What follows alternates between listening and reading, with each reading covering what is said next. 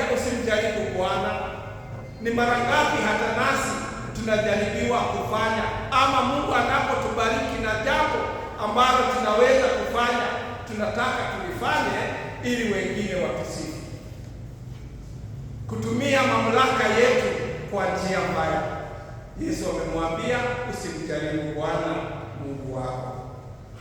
Na ya mwisho akampeleka kwa mlima na akamwonyesha, akamwambia hii yote nitakupa ikiwa tu utaniinamia. Kwa nini anamwambia hivyo? Akampa kivipi? Si yake. Maumbile yote ni ya Mungu, si ni kweli? Lakini kwa nini anazingizia ni yake? Kristo pamoja na Baba na Roho Mtakatifu waliumba vitu vyote vinavyoonekana na visivyoonekana, na kwa hivyo ni masingizio kwamba atampa. Na ndiyo basi alipofika hapo alitaka kumuondoa Yesu kwa ibada ya Mungu wa kweli, aanze kuabudu vitu vya dunia hii wewe. Na Yesu akamwambia Shetani, sasa ondoka.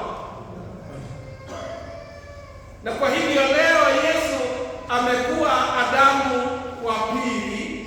Tunajua Adamu wa kwanza, tumesikia katika somo la kwanza, Mungu alipomuumba Adamu na Hawa aliwaambia nini? Mnaweza kutumia vitu vyote, matunda katika shamba hili ni kwa minajili yenu. Kwa hiyo zawadi ya kwanza ya Mungu was blessedness. Aliwapa baraka, mule kila kitu kilicho katika shamba hili. Hiyo ndiyo baraka ya kwanza ya Mungu. Mungu anatutakia furaha na neema. Lakini Shetani, nyoka alipokuja alisema nini? Ati mliambiwa msikule. You twist the truth. Yesu, Mungu aliwaambia mule. Shetani alipokuja anasema ati mliambiwa msile. The same truth but in a twisted way. Na ndio mama akamwambia, tuliambiwa tule lakini tusiguze mti wako. God is good. Na ukiangalia, by the way, walikuwa wamemaliza hii matunda ingine yote. Mungu ni mwema. Walikuwa wamemaliza. Lakini ukisikiliza vile walivyo, mwanamke alipoona ule mti ulikuwa mzuri wa kuliwa, appetite of the mouth, the stomach. Mti ule ulikuwa mzuri wa kuliwa, wapendeza kwa macho,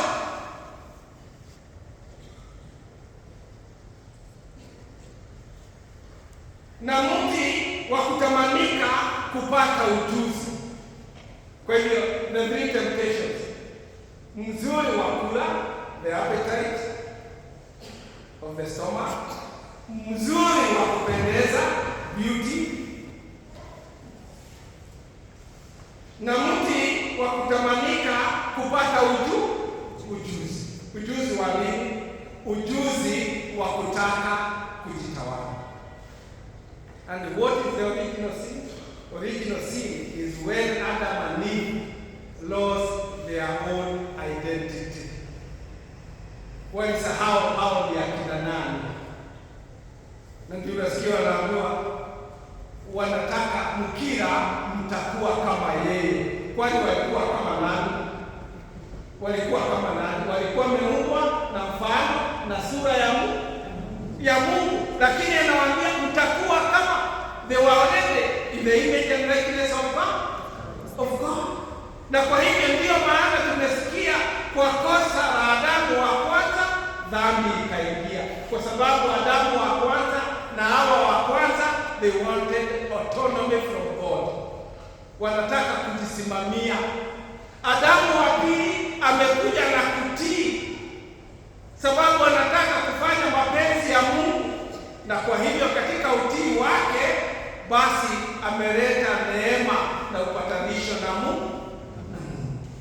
Na kwa hivyo yeye hataki madaraka.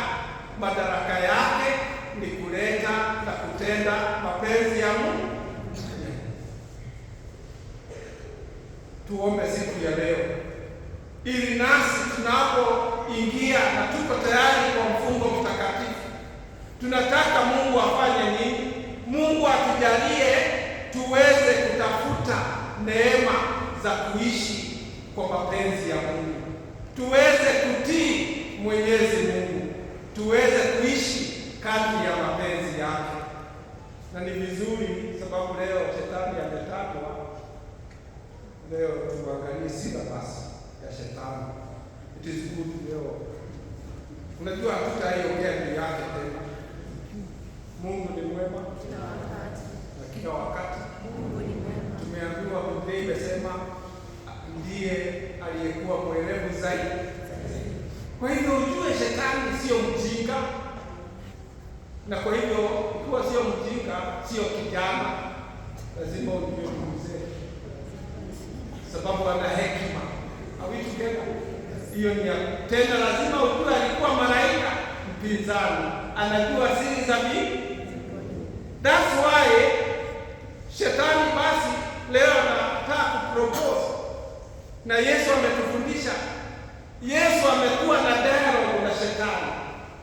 Na hata mimi kuanzia leo kwa hii Kwaresma, don't fight with the devil. What is the strategy? Listen to him. Ikiwa ni him.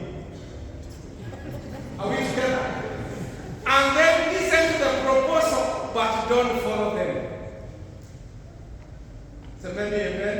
Amen. Bariki hii mawe ile mkate, nimesikia, lakini sitafanya hivyo. Are we together? Kunywa moja ya barabara, nimesikia, lakini hiyo sitafanya. Are we together? Chapa bibi, nimesikia, lakini bibi yako wachana na. Are we together? Yes. Msikilize, lakini usimfuate. Sababu mbinu yake ni hii. Anatumia tactics inaitwa the 4 Ds. The 4 D, dog. The first D inaitwa deception, kudanganya ama distortion. Distortion ni ukweli unaupigisha kona. Na ndio umesikia hata akiwaambia ati mliambiwa msikule. Hapa hakusema tusikule, alisema tukule, lakini tusiguze mtu wakati the tree of good and evil. So he twists the truth, and that's one of the strategy of the devil. He deceives us. How? Like today, one of the twists that he is using is giving a false revenue. False. Unajua hata ukienda supermarket ukute mahali banda zimewekwa imeandikwa sugar, na ni panga na visu viko. You can see that supermarket. You know that. Semeni, you're supposed to rebel well. Are we together? For clarity. For sukari ni 100 na unaandika 100 na inawekwa mahali imeandikwa sugar. Leo mbinu moja ya shetani is false labeling. Anaandika visivyo na hivyo anapotosha. Kwa mfano leo siku hizi watu waongei juu ya abortion because hiyo jina ileti. Are we together? So what is a good name? Health